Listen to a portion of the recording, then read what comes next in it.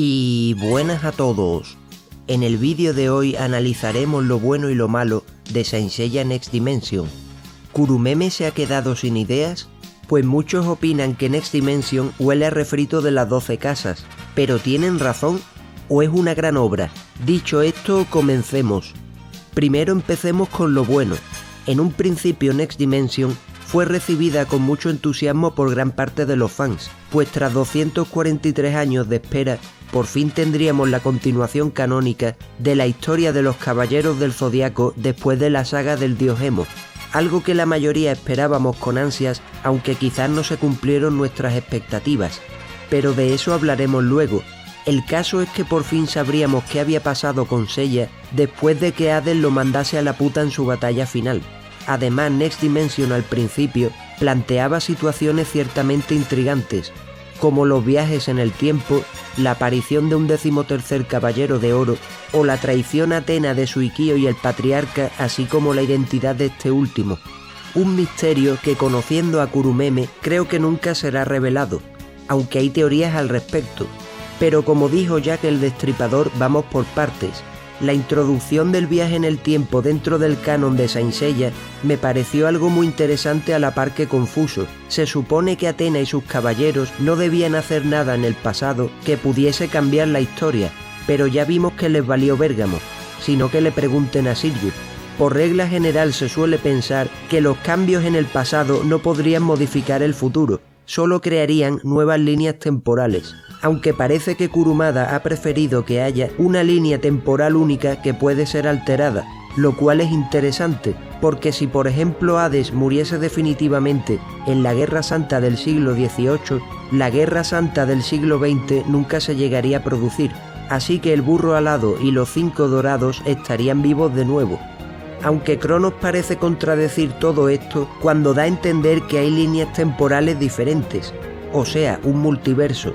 Cambiando de tema, la aparición de 12 nuevos Caballeros de Oro y del 13º Caballero de Ofiuco me pareció algo bueno porque añadía más caballeros canónicos, pero tiene varias cosas criticables como Odisseus siendo un Saga 2.0 o los nuevos dorados siendo un copia y pega de los clásicos, aunque eso lo analizaremos más adelante en lo malo de Next Dimension. Ahora hablemos de Asclepios. En el manga se deja claro que este no era un dios, pero tampoco es un humano común, pues su alma quedó intacta cuando fue encerrado en el Tártaro y pudo poseer el cuerpo de Odisseus, algo que solo pueden hacer los dioses. Además le chuparon un huevo las leyes del inframundo cuando fue allí para respawnear a Ox de Tauro. Todo esto podría explicarse con que el Asclepios de la mitología era hijo de Apolo con una mortal, así que podríamos considerarlo un semidios. Algo curioso si tenemos en cuenta que su armadura de oro recuerda en cierto modo a una Kamui o una armadura de los dioses. Luego tenemos la aparente traición a Athena de Suikyo y el Patriarca, algo que al principio generó mucha expectación porque no sabíamos qué tramaban, y creo que cuando se supo que actuaban de ese modo porque la venida de Saori al pasado era un peligro, la cosa se puso más interesante que la telenovela del mediodía, pues nos presentó la entre comillas cuestión filosófica de matar a Athena, aunque luego veremos que el plan de Suikyo y el Patriarca era un poco absurdo. Pero antes hablemos de quién carajo podría ser el Patriarca. En mi opinión creo que este podría ser el antiguo caballero de Libra o Aries, pues estas dos armaduras están vacantes en el siglo XVIII, aunque si tenemos en cuenta que el Patriarca atacó a Ikki diciéndole «desaparece en los confines del universo», podría tratarse también del antiguo caballero de Géminis usando su Another Dimension. Lo que creo que está claro es que el Patriarca debió ser un antiguo caballero de oro. Otra cosa que me gustó de Next Dimension es que canonizó a Artemisa y Apolo mostrando a la primera y mencionando al segundo. Aparte sabemos que ambos aparecerán también en la futura saga de Zeus. Y ya que hablamos de apariciones canónicas, tenemos también la de Touma de Ícaro. Es cierto que su aparición en Next Dimension fue muy breve, pero estoy convencido de que tendrá un papel ciertamente destacado en los acontecimientos de la futura saga de Zeus, pues veo muy probable que se termine poniendo del lado de los protas junto a Artemisa, la cual seguro que se compadecerá de Athena y sus caballeros y será una importante aliada. Ahora vamos con la entre comillas cuestión filosófica de matar a Athena. Ya sabemos que el viaje de Saori y sus caballeros al pasado ha puesto en peligro el espacio-tiempo, y que por culpa de dicho viaje, Asclepios ha podido escapar del Tártaro y tomar el cuerpo de Odiseus. Teniendo esto en cuenta, ¿qué deberían hacer los dorados del siglo XVIII? ¿Intentar matar a Saori porque está poniendo en peligro una línea temporal que no es la suya y que además impide que despierte la Atenas de la época? ¿O protegerla porque de todos modos sigue siendo su diosa?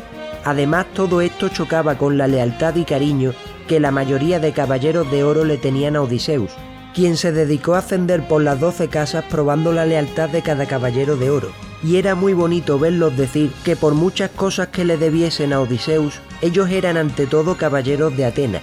Antes de pasar a lo malo de Next Dimension, hablemos un poco de lo que pasó en los últimos episodios, la distorsión espaciotemporal y la aparición de las armaduras doradas en el capítulo 110. Esto me pareció recontraépico porque creo que deja claro que los dorados del siglo XX volverán para proteger a su Atenas. Además, todo el pifostio que se ha montado es culpa de Saori, por lo que es justo que sean los caballeros de su época quienes deban salvarla. ¿Y qué os pareció la destrucción del reloj del santuario? Esto de la distorsión me parece muy épico porque tiene muchas interpretaciones. Una posibilidad es que quien aparezca sea Apolo para castigar a su hijo Asclepios y a Saori, pero otra posibilidad más interesante es que aparezca el propio Cronos, pues habría usado la distorsión espaciotemporal para escapar de su prisión igual que hizo el alma de Asclepios. Y para sorpresa de nadie, la armadura de Sagitario ha ido a ayudar a Tenma, algo que me gustó mucho aunque ya es casi un cliché de Saint Seiya. Pero por mucha armadura de oro que tenga, si Tenma le gana al Weaver me parecería un guionazo. Y si no quieres terminar como el Weaver, dale like, suscríbete y activa la campanita, o vendrá Tenma el becario a hacerte sentir el poder del guión. Ahora vamos con lo malo. Lo primero que choca es que el manga de Next Dimension lleva como 15 años haciéndose y se publicaba de un modo muy irregular. Entiendo que el objetivo de Next Dimension era ser un prólogo de la saga de Zeus, pero es curioso que el prólogo va a terminar siendo más largo que el propio libro. Aparte, me parece destacable que si tenemos en cuenta que el manga clásico tiene 110 capítulos, es curioso que Next Dimension ya es tan larga como el manga clásico. Luego tenemos a Tenma de Guionazo, más conocido como el burro alado chiquito, al cual le acaban de dar la armadura hace un rato y ya se pone a cruzar las 12 casas. Además es capaz de darle cierta pelea a Odiseus. Tenma da la sensación de que está tan roto solo porque es el Pegaso y punto. Sino que le pregunten a Papillón, pues Tenma le dio una paliza al mariposón con el poder del guión, a la que solo le faltó añadirle el logo de Bracer en una esquina. Y según lo que vimos al final de la última tanda de capítulos, todo apunta a que también le bailará sabroso al Weaver, algo que si ocurre llevará los guionazos de esta franquicia a otro nivel. Aparte, Tenma juega en modo fácil, pues ya le dieron directamente la versión 3 de la armadura de Pegaso. Lo lógico es que hubiese empezado con la versión 1 que se vio en el manga. Además, para que la armadura de Pegaso esté en su versión 3, debería haber recibido sangre de Atenas. Otra cosa que a veces me resulta hasta cómica es la insistencia constante de los caballeros de oro por desafiar a los protas a cada momento. Entiendo que los retan para probar su determinación y ver hasta dónde son capaces de llegar, pero a veces da la sensación de que pelean porque sí. Aparte, parece que los protas han tenido un reseteo de poder, pues tienen problemas para derrotar a los dorados del siglo XVIII, cuando previamente ya han derrotado a dioses como Hipnos, Thanatos y el propio Hades. Sabemos que los power-ups y niveles de poder en Saint Seiya obedecen a las exigencias del guión en cada momento, pero en Next Dimension creo que se hace más obvio que nunca. ¿Y no os empieza a oler a recalentado? Porque ahora toca hablar del refrito de las 12 casas en Next Dimension. Si de niño lloraste cuando Seiya y los demás cruzaron las 12 casas, y de joven te levantaste a aplaudir con el emotivo arco del santuario de la saga de Hades, prepárate, porque de nuevo Kurumada recauchutó la saga más famosa y conocida de Saint Seiya. Pero hay muchísimos conceptos casi calcados, como por ejemplo los propios dorados, aunque no son más copia y pega que los de los Canvas. Lo peor de repetir las 12 casas es que si tenemos en cuenta a Saint Seiya Omega y a la infame película de la leyenda del santuario, las 12 casas ya han sido cruzadas 5 veces, lo que hace que pierda todo ese misticismo que tenía en la serie clásica, pues cruzar las 12 casas se supone que era una hazaña imposible y ya parece que las puede cruzar hasta el conserje del santuario. Pero lo peor de todo es que ya no se trata de repetir el contexto de las 12 casas, sino también de repetir conceptos, así que os he recopilado los que me parecen más importantes.